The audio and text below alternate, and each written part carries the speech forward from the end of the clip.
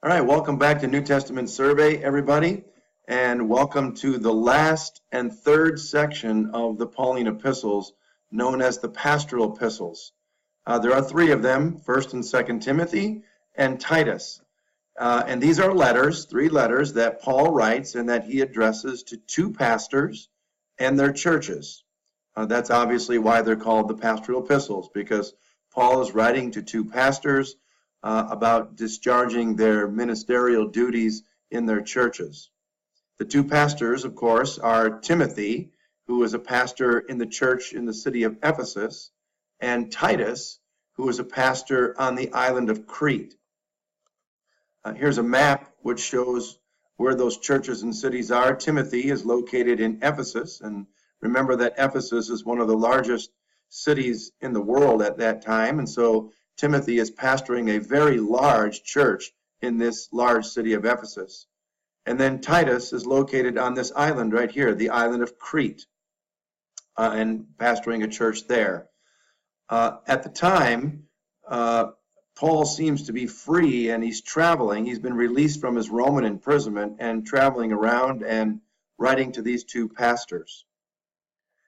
Now, if we look at these three letters to the pastors, we can really group two of them together, and then there's one that kind of stands alone. The two that we can group together are 1 Timothy and Titus. And then the one that kind of stands alone separately is 2 Timothy. And the reason is that 1 Timothy and Titus have a similar historical background. They're sort of addressing similar issues, and they have a similar subject matter. That is, Paul is really addressing primarily pastors and the issues that they're facing in their churches and in their ministry. And then 2 Timothy kind of stands alone because 2 Timothy is the very last letter that Paul ever writes. Paul is rearrested. He's in the so-called second Roman imprisonment at the very end of his life. Paul knows he's going to die this time. And so 2 Timothy is the very last letter that Paul writes. So 1 Timothy and Titus kind of go together in terms of ministry issues, and then 2 Timothy stands alone. So again, the date when Paul writes these letters, about 64 or 65 AD, and Paul's free from prison, at least that first Roman imprisonment, when he wrote the prison epistles. Now he's traveling around, and it's before the second Roman imprisonment, obviously, and we don't know exactly where Paul went, but based on some of the cities that he mentions in 1 Timothy and Titus, he at least is traveling around Macedonia, this area here, Nicopolis and Corinth, and also in Asia, Ephesus and Miletus. If you remember, in the book of Romans, which Paul wrote earlier, he expressed a desire to go to Spain. Remember that? He wanted to go to Spain and evangelize as far as the ends of the earth. And here is where Paul had been. This, of course, is Rome right here. And Paul expressed a desire that he go to Spain. So he's in between these two Roman imprisonments, the first Roman imprisonment and the second one. And we don't know exactly if Paul ever went to Spain. It doesn't say anything about it in the New Testament, although there's some sort of tantalizing evidence that maybe he did. But of course, we don't know for sure, so we're going to have to leave that question unanswered for the time being. So who's Timothy, to whom Paul is writing in this letter? Well, at the time, Timothy's a pastor in Ephesus, as we mentioned, but Paul first met Timothy on the very first missionary journey in the city of Lystra. Paul was evangelizing and preaching the gospel, and apparently Timothy's mother and grandmother became followers of Jesus, and then they were very influential on Timothy, the son and grandson. And Timothy sort of became a Christian. But kind of Timothy had something sort of going against him. Timothy was known as a mamzer in the Jewish culture. He was known as a mamzer, and a mamzer wasn't a very, very good thing to be. It meant that you were an outsider born from a forbidden sexual relationship. So basically what we would call today an illegitimate child. And this was sort of a very serious thing, because you can see back in Deuteronomy in the Torah, it says, no one born of a forbidden marriage or any of their descendants may enter the assembly of the Lord, not even in the 10th generation. So the Torah says that anybody who's an illegitimate child couldn't even go to the temple or engage in worship. So it's quite a serious thing. And so I think it's kind of an act of grace that Paul chooses Timothy, accepts him in spite of this label of mamzer, and then invites Timothy to join him. Paul then spends most of his life mentoring Timothy and teaching him. And now, of course, at the time that Paul is writing to Timothy, Timothy has grown up. He's become a pastor of a large church. So I think it's really a credit to the grace that Paul showed Timothy by choosing him, and obviously the grace of God in Timothy's life as well. And just some other things about Timothy. Timothy was along with Paul on the second missionary journey, and also appears at the end of the third journey. And then, as we mentioned, took up work in Ephesus after Paul left. And then in 2 Timothy, this is one of the reasons that Paul writes to Timothy a second time. Timothy joined Paul in Rome during that last imprisonment. Timothy is one of the people that Paul wants to see before he dies in that second Roman imprisonment, and that's why he writes that second letter to Timothy. So the main reason, one of the main reasons that Paul writes to Timothy is due to false teaching in the city of Ephesus and in the church, really due to heresy. Heresy is a word that we use for false teaching. Here you can see in chapter 1, Paul says, I urged you when I went to Macedonia to stay in Ephesus, so that you may command certain men not to teach false doctrines any longer. Apparently what Timothy wanted to do was to leave Ephesus and disengage from his ministry, because it was difficult and these false teachers were very intimidating and threatening, and Timothy kind of just wanted to leave and maybe go back and travel with Paul, and Paul says to him, no, you need to stay in Ephesus and you need to confront these false teachers and false doctrines. Here in the book of Acts, chapter 20, which is where we read about Paul planting the church in Ephesus, he predicts that later on men will arise and distort the truth. And that's exactly what's happening now in Ephesus, now that Timothy is a pastor, and Paul is encouraging Timothy to confront that teaching. Here, that false teaching is described in this way. He says, some have rejected these, and so have shipwrecked their faith. In other words, they have rejected good theology and good teaching, and they've made shipwreck of their faith. And here he even names two of the people, Hymenaeus and Alexander. Some of the content of this false teaching could be described in this way. Really, the main thing that these false teachers were denying was the bodily resurrection of Jesus. This false teaching really affected the resurrection. That is, they denied that Jesus really physically rose from the dead, and they also denied the future bodily resurrection of believers. Here you can see this is from 2 Timothy, but it still relates to this issue. It says, they say that the resurrection has already taken place. In other words, these false teachers were really thinking about the resurrection of Jesus and of believers as merely being symbolic, kind of a spiritual resurrection or a spiritual new life, and not a literal bodily resurrection, which we normally think of, and which of course is consistent with Orthodox Christianity. Here he says that these false teachers have wandered from the faith. Also, a part of the content of this heresy were myths and genealogies. These false teachers were very enamored with the genealogies, especially found in the book of Genesis, and they were using them to sort of misconstrue or misunderstand the book of Genesis and what it was trying to teach. Here you see in 1 Timothy 1, they devote themselves to myths and endless genealogies. Another element of the of the heresy was that these false teachers were interested in material and financial gain, and they were kind of thinking that godliness is a means to financial gain, and they were just sort of interested in money and enriching themselves. Obviously, this is a very relevant issue still today. As you can see, people who some people are involved in ministry merely to get rich and to gain money. Here you see 1 Timothy 6, godliness is a means to financial gain. That's what they were saying. And then finally, another element of the heresy was asceticism. That is withdrawal from the world. Deny your body the pleasures of this world, because in some way they thought that was more spiritual than if you did engage in these pleasures. Here's 1 Timothy chapter 4. They were forbidding people to marry and to abstain from certain foods in order to, I guess, be more spiritual. And Paul says to Timothy that that's not any way to conduct your Christian life. Of course, you can marry and you can eat, different kinds of foods. That doesn't have anything to do with your spirituality.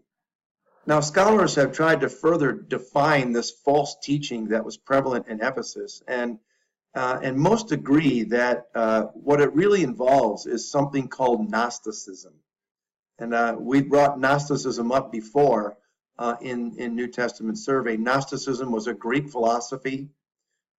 It was based on secret knowledge, but its main characteristic was that of dualism. That was, they separated between good and evil, especially between the physical world and the spiritual world. What they said was that the spiritual world was good and the physical world was bad.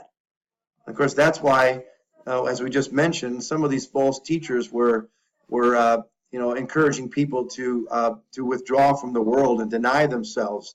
If the physical world was bad, then maybe we shouldn't get married and maybe we shouldn't eat certain foods. Now, this Gnosticism, with its dualistic philosophy, really impacted Orthodox Christianity in the following ways. And that's why Paul was encouraging Timothy to confront these false teachers, because it was messing up some very fundamental beliefs in Orthodox Christianity. For example, number one, it affected the universality of the gospel. If salvation was based on just secret knowledge, then only a few could have that secret knowledge, and there wouldn't be very many people who were even saved or considered to be saved. So it would limit the number of people saved, the universality of the gospel. A second thing that it affected was the nature of Christ. Because they said the spiritual is good and the physical is bad, then these false teachers were actually denying the humanity of Jesus. They said, well, Jesus wouldn't really have a body if the physical world is bad. And in a weird way, they also denied the deity of Jesus. They said, well, if Jesus has a body and that's bad, then he could never really be spiritual and the Son of God. So obviously, this was something that had to be confronted, because Orthodox Christianity affirms that Jesus is both human and fully divine. And Gnosticism affected the nature of Christ. It also affected, thirdly, the nature of the resurrection, which we mentioned already. Because the physical is bad, according to Gnosticism, these people were denying the bodily, physical resurrection. They said, look, Jesus didn't have to physically rise from the dead, because that's a physical act, and the physical world is evil and bad, and so Jesus just sort of spiritually rose from the dead, and it's just a symbolic thing that regards new life. So the resurrection was affected in a great way. And then finally, it affected Christian behavior. If the physical world was bad, according to Gnosticism, then on the one hand, they would withdraw or engage in asceticism, which we already mentioned, or, sort of strangely, on the other hand, they said, look, if the physical world is bad, we can do whatever we want. We can engage in any sort of immorality or evil behavior that we want, because it doesn't matter. So as you can see, this false teaching known as Gnosticism had huge effects on an Orthodox understanding of Christianity in many ways. So Paul's encouragement to Timothy in terms of these false teachers was to really mainly preach the word. Preach, he says here, some people will not put up with sound doctrine, but Paul says, Timothy, you need to teach orthodox doctrine. You need to continue to preach the word. You need to discharge all of your ministerial duties. Primarily among them was true teaching of the word of God. That's obviously one of the reasons you're at Kuiper College. You're taking this course is to have a true understanding of the word so that you can have an effective ministry with people and in the church. An understanding of the word of God and the truths of theology and doctrine is one of the main weapons that we'll have in our ministry to other people. Well, another reason that Paul writes to Timothy is because Timothy, apparently, as I said, wants to disengage from his ministry. He doesn't want to confront these false teachers, and Timothy started making excuses. And some of the excuses that Timothy made for not doing his work was, first of all, he said he was too young. He says, I'm too young. I can't really do this work. And here Paul's response in 1 Timothy 4 is, he says, don't let anybody look down on you because you're young, but set an example for believers in speech, in life, in love, in faith, and in purity. Many of you are young people, of course, and you shouldn't let that be something that holds you back. You have all of the abilities that anybody else has, and that's what Paul was telling Timothy. Another excuse that Timothy was making was that he had poor health, and he didn't feel well. He didn't want to go in to do his job that day because he wasn't feeling 100%. And Paul's response is here in 1 Timothy 5. He says, stop drinking only water and use a little wine because of your stomach and your frequent illnesses.